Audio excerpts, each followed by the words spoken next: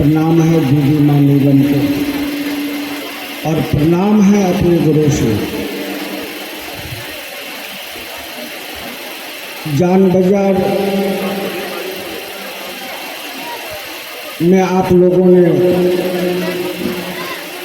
यह कार्यक्रम आयोजित किया और इस कार्यक्रम में मुझे भी शामिल होने का मौका मिला, ये मेरा सौभाग्य है।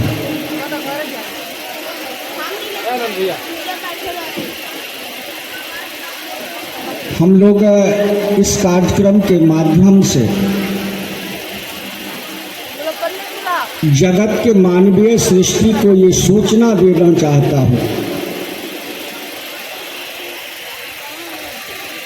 जो जिस शिव को आप खानदान दर खानदान से पूजा करते आ रहे हैं, जो शिव घर घर के बाबा हैं, जिस शिव को जगत का नियंता कहा गया, जो शिव को आप दुर्गम परिस्थितियों में जाकर के जल चढ़ाते हैं, जिनकी पूजा अर्चना है, उसी शिव को हम सबों ने कहा वो शंभु है।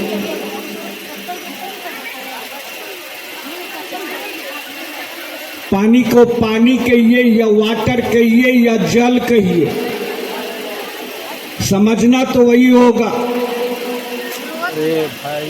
इसीलिए शिव जगत के गुरु हैं, क्योंकि जगत में हिंदू भी आते हैं, मुसलमान भी आते हैं, सिख भी आते हैं, ईसाई भी आते हैं, अमीर भी आते हैं, गरीब भी आते हैं, ब्राह्मण भी हैं, क्षत्रिय भी हैं, वैश्य भी हैं, शूद्र भी हैं, यानी कि जितने जीव हैं मनुष्य के रूप में, वो सारे को ये पूरा अधिकार है जो वह शिव को अपना गुरु बना सकता है।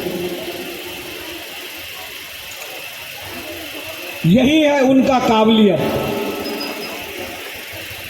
वो देवता के रूप में हिंदू का हो सकते हैं, वह शिव देवता के रूप में वो हिंदू का हो सकते हैं, लेकिन जैसे वह शिव गुरु के कुर्सी पर बैठेंगे वो जगत का गुरु होगा और उसके गुरुद्वारा में सभी जाति धर्म संप्रदाय के लोग को पढ़ने का ये पूरा अधिकार है और इस अधिकार को हमको आपको लेना चाहिए।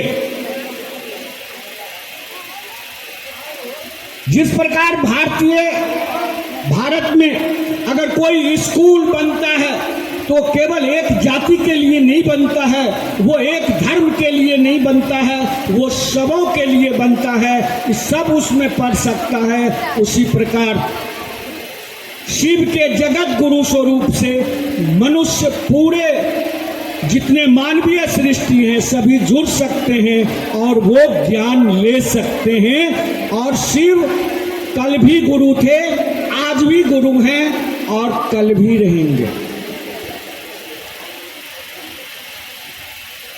सीधा मतलब है।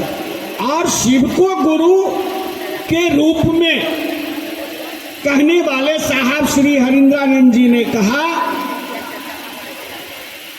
जब हम लोग कोई नई बात थोड़ी कह रहे हैं, इसको बढ़ाइए दवा की तरह, ये कोई नई बात नहीं कह रहे हम, बहुत पुरानी बात है। साहब ने कहा, एक बार मैंने अपने पिताजी को कहा कि बाबूजी शिव का गुरु मान ली ना, तो उनके पिताजी ने साहब को कहा, हो बरकू तू ना जन्मल हूँ ना, तब से हम जाना तो नहीं शिव गुरु बा। देख लीजिए, याद रखिएगा, साहब के पिताजी ने साहब को कहा, जो आप जन्म जब नहीं लिए थे तब से मैं जानता हूं शिव गुरु है। ये कोई नई बात नहीं है। जब मधेपुरा में पहली बार 9 सितंबर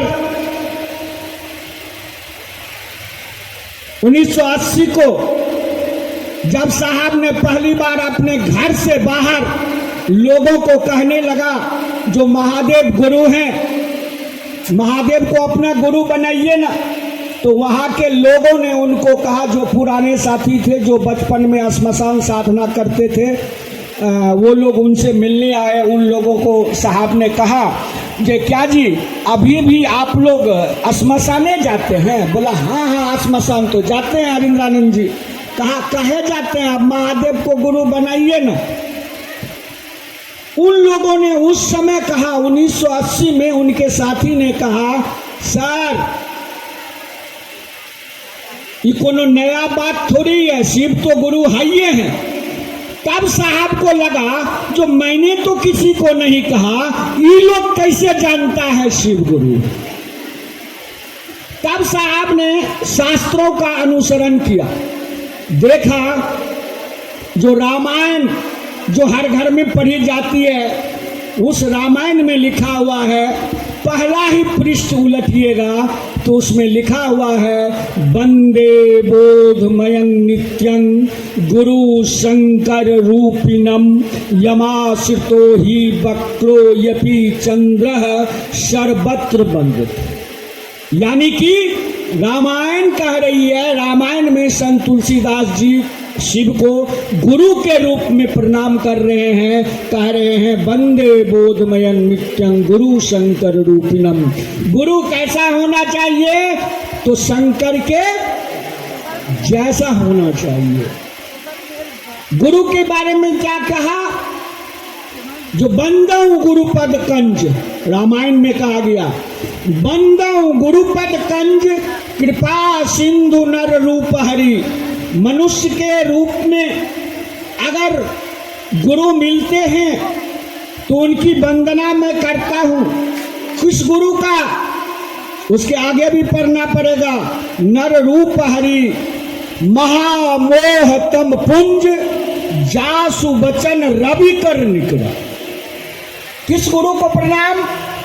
तो जो महामोह से मुक्त हो, जिनके अंदर लोभ ना हो, जिनके अंदर कोई माया ना हो, ऐसे गुरु को मैं प्रणाम करता हूँ। और जासु बचन रवि कर निकला, रवि का मतलब होता है सूर्य।